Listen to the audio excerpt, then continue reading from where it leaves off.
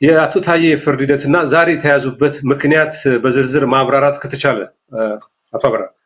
አቶ ታዬ ቀጠሮ ነበራቸው ጠቅላይ ፍርድ ቤት። የቀጠሯቸው ምክንያት አቃቤ ሕግ ከዚህ በፊት በአቶ ታዬ ላይ የተላለፈውን የነጻ ብይን የከፍተኛ ፍርድ ቤት የነጻ ብይን ይግባኝ በማለቱ ምክንያት ክርክር ስናደርግበት የነበረ ጉዳይ ውሳኔ ለመስጠት ያክል ነበር። እንግዲህ እንደሚታወቀው ከሁለት ሶስት ቀጠሮዎችን እና አራት ቀጠሮዎች በፊት ያለውን ሁኔታ ስናሳውቃችሁ ነበር። አሁን ዛሬ ፍርድ ቤቱ ውሳኔ ሰጥቷል። ውሳኔው እንግዲህ ከፍተኛ ፍርድ ቤት የልደታ የህገ መንግስትና ጸረ ሽብር ችሎት የሰጠው በሁለቱም ክሶች የሰጠው ብይን በመሻር ተከላክለው እንዲከራከሩ ውሳኔ ሰጥቷል። ያ 4 ሰዓትና 4 ተኩል አካባቢ ነው ውሳኔ የተሰጠው። ከዛ በኋላ እኔ ወደ ሌላ ስራ ነው የሄድኩት። ሌላ ችሎቶች ነበሩ። አቶ ታዬ ነው ወደ ቤታቸው ነው የሄዱት። አሁን 10 ሰዓት ላይ ነው የተያዙት።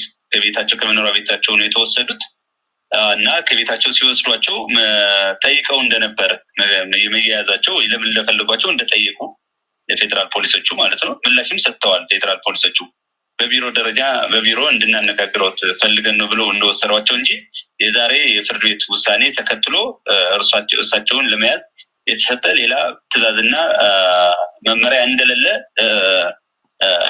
ነው የተረዳ ነው። ሊሆንም የሚችለው ይሄ ነው። ምክንያቱም ይሄ ውሳኔ በውሳኔ ደረጃ ጠቅላይ ፍርድ ቤቱ ቢወስንም በአፈጻጸም ደረጃ ገና ወደ ጠቅላይ ከፍተኛ ፍርድ ቤቱ ያልደረሰ ምክንያቱም 5 ሰዓት ላይ አካባቢ የተወሰነው ችሎቱ 6 እና 7 ሰዓት አካባቢ ነው የሚያልቀው። ከዛ በኋላ ሂዶ አቶ ታዬ መጥሪያ ፍርድ ቤቱ አጀንዳው ገልጦ አጀንዳ ቀጠሮ አስይዞ ጉዳዩን መርምሮ አቶ ታዬን መጥሪያ ሰጥቶ ለክርክር ገና አልጠራቸውም። ሊጠራቸውም አይችልም በዚህ አጭር ጊዜና ካለው የፍርድ ቤቱ የአጀንዳ ጉዳይ ካለ ልምድ አንፃር ገና ወራትን ሊጨርስ የሚችል ምናልባችም በመደበኛው መንገድ በመደበኛ የፍርድ ቤት አሰራር ከሄደ ዘንድሮ ስለመታየቱም እርግጠኛ አይደለም። በእርግጥ ፍርድ ቤቱ ጫና ደርሶበት መንግስት በአቶ ታዬ ላይ የተለየ ፍላጎት አለ ልዩ ፍላጎት አለ ብሎ ፖለቲካው ጫና ካደረገ የማይደረግ ሊኖር ይችላል በአጭር ጊዜ። ዛሬ ግን እና ነገም የማይታይበት ሁኔታ የለምና ዛሬ የታሰሩት በፌደራል ፖሊስ በሰጣቸው ሲይዟቸው በሰጣቸው ማብራሪያና እንዲሁም ካለው የፍርድ ቤት የጠቅላይ ፍርድ ቤት ውሳኔ ከማስፈጸም አንፃር ሩቅ ስለሆነ አያያዛቸው አዲስ ራሱን የቻለ ምክንያት የህግ ምክንያት ሊኖር ካልሆነ በስተቀር በዚህ ሊሆን አይችልም የሚል እንትን ነው ሐሳብ ያለኝ። የተያዙበት ምክንያት እንቅጩ ከመንግስት ይሄ ዛሬ የሰጠው መንግስት የፌደራል ፖሊስ የሰጡት መልስ እንደተጠበቀ ሆኖ ምን አይነት ወንጀል ተጠርጥረው ተያዙ በመነሻነት ብሎ የይስሙላም እንደሚሆን ይታወቃል።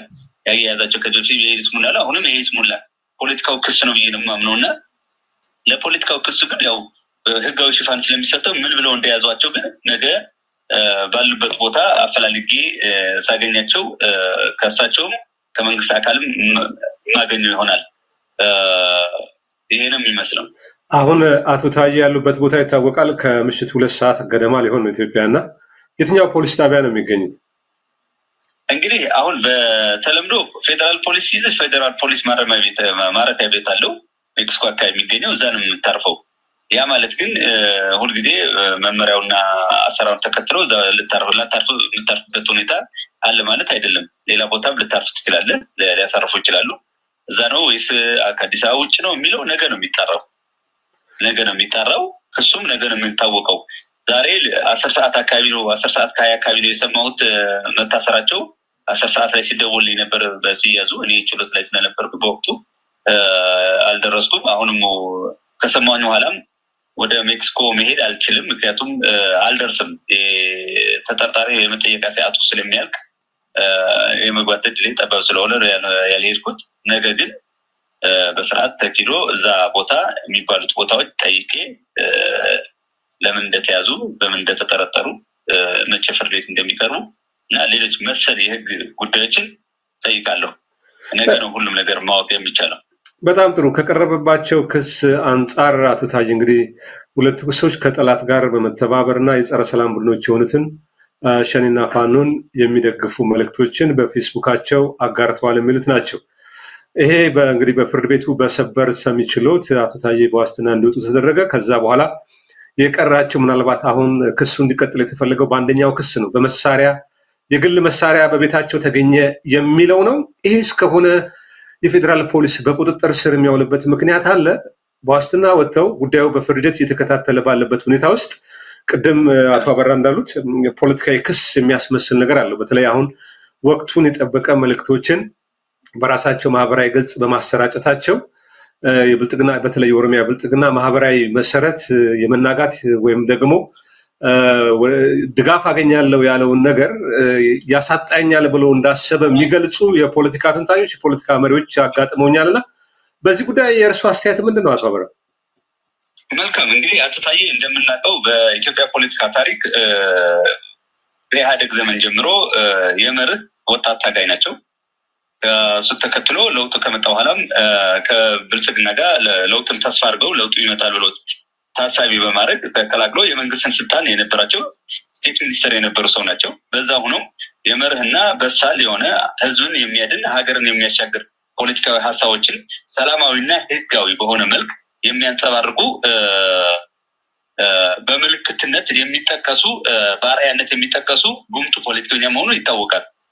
ሆኖም ከብልጽግና ጋር ባደረጉት ጉዞ የራሳቸው ግምገማ ወስደው መንግስት ህዝብን የሚያሻግር ለውጥን የሚያመጣ ሳይሆን ነባር የሆኑ የኢትዮጵያ ፖለቲካዊ እሴቶችን የሚደመስስና የታሰበውን ለውጥም የተኮላቸ ወይም የከሸፈ መሆኑን ከገመገሙና ከወጡ በኋላ ሰላማዊ ትግላቸውን እና ህጋዊ ትግላቸውን ሰላማዊና ህጋዊ ትግላቸውን በማስቀጠላቸው ምክንያት አምና መጋቢት ወር ላይ ህዳር 30 አካባቢ ህዳር ታህሳስ 2 አካባቢ በህግ ታስረው 3 ክስ ቀርቦባቸው በሶስቱም ክስ ሲከራከሩ በመከራከሪነት ለአንድ ዓመት አካባቢ በእስር የቆዩ ጉምቱ ፖለቲከኛ ናቸው። ያ የመጀመሪያ ክስም አሁን በክርክር ሂደት ያለበት ክስ ህጋዊ ከምትለው ይልቅ ፖለቲካዊ ክስ ለሰላማዊ ትግላቸው መንግስት የሰጠው አሊታዊ ግብረ መልስ ነው መዝገቡ የሚያሳየው ያ ነው። ሆኖም ያው እንግዲህ ዛሬ እሱን ተከትሎ ተዋላ ሰላማዊና ትግላቸውን በማቀጣጠል ሂደት ውስጥ ነበሩ። በኢትዮጵያ ፖለቲካ ውስጥ በተጨባጭ በአገር ውስጥ ሆነው ከፍተኛ ተጽዕኖ በማድረግ አዎንታዊ ተጽዕኖ በማድረግ የኢትዮጵያ ህዝብ ብሶቶችን ድምጽ በመሆን ሰላምን በመስበክ የሚታወቁ ትልቅ ፖለቲከኛ ናቸው። ይህ እንቅስቃሴው መንግስት ያው ካለው ባህሪው እና ተግባሩ አንፃር አልወደደላቸው እንደማይወደላቸው ነው እንዳልወደደላቸው ነው ብዙ ምልክቶች ስናይ ነበር። እንደ ጓደኛም እንደ ጠበቃም እኔ በግሌ ማቃቸው ብዙ ነገሮች አሉ። የዛሬ ውሳኔውም የፍርድ ቤት ውሳኔውም በጣም በተደጋጋሚ ያለ በቂ ምክንያት ተደራራቢ ቀጠሮዎች ሲሰጡን እኛም ይሄ መንግስት ጣልቃ ገብነትና ጫና ስለመኖሩ ውሳኔው ለፍትህና ለፍርድ ለሁኔታ ቅርብ ከመሆኑ ይልቅ ፖለቲካዊ ውሳኔ ይወሰናል የሚል ግምት ይዘን ፍርድ ቤት ስንቀርብበት በነበረበት ሁኔታ ያ የጠረጠርነውን ሁኔታ ሆኗል። ይግባኝ ብለን የመከራከራችን ሁኔታ እንዳለና ፍርድ ቤቱን የማክበር እንዳለ ሆኖ እንደተቋም በዚህ ችሎታ የተሰጠው ውሳኔ ለኛ ፖለቲካዊ እንጂ ህጋዊ ነው የሚል እምነት የለንም። ዛሬ ግን የዚህ ፍርደ ገምድልነት ቅጥያ መንግስት ሰላማዊ ታጋዮችን አፍ የማዘጋት እቅድና ፕሮግራም አጠናክሮ ስላለ በተጽዕኖአቸው ከፍተኛ ከሆኑ አቶ ታዬ ላይ የእስር ድርጊት ፈጽሟል። የእስር ድርጊት እንደማና ከዚህ በፊት እንደምንገምተው ፖለቲካዊ እንጂ ህጋዊ የመሆን እድሉ ጠባብ ነው የሚል ግምትና መላምት ይዘን ነገ ደግሞ ይህንኑን የሚቀለብስ ወይ የሚያረጋግጥ ማስረጃ የማሰባሰብ ሂደት እናረጋለን የሚል ሐሳብ አለን። ስለዚህ መንግስት ሰላማዊ ታጋዮችን አይወድም። የምክክር ሐሳብ ይላል። ሰላማዊ በሆነ መንገድና ህጋዊ በሆነ መንገድ ሐሳቦች የሚገልጹት እያሰረ የይስሙላ ምክክር የይስሙላ የሰላም ስብከት እያደረገ በበረሃ ያሉ እና የትጥቅ ትግል የመረጡ ዜጎች መንገዳቸው ትክክለኛ ስለመሆናቸው የትግል ስልታቸው ትክክለኛ ስለመሆኑ የሚያረጋግጥ ድርጊት እያደረገ ይገኛል የሚል አስተያየት ነው ያለኝ። በጣም አመሰግናለሁ አቶ አበራ ንጉስ። የአቶ ታዬ ደንዳ ጠበቃ። እንግዲህ ፍርድ ሂደቱን እንከታተላለን። አዲስ ነገር ሲኖር እንደዚሁ የምናጋራ ነው የሚሆነው። ከጊዜውት ላይ በሚያስቀርበው በዚህ ጉዳይ ለሰጡን ማብራሪያ በሚያስ ተመልካች ስም ከልብ አመሰግናለሁ። እኔም አመሰግናለሁ ወንድማገኝ።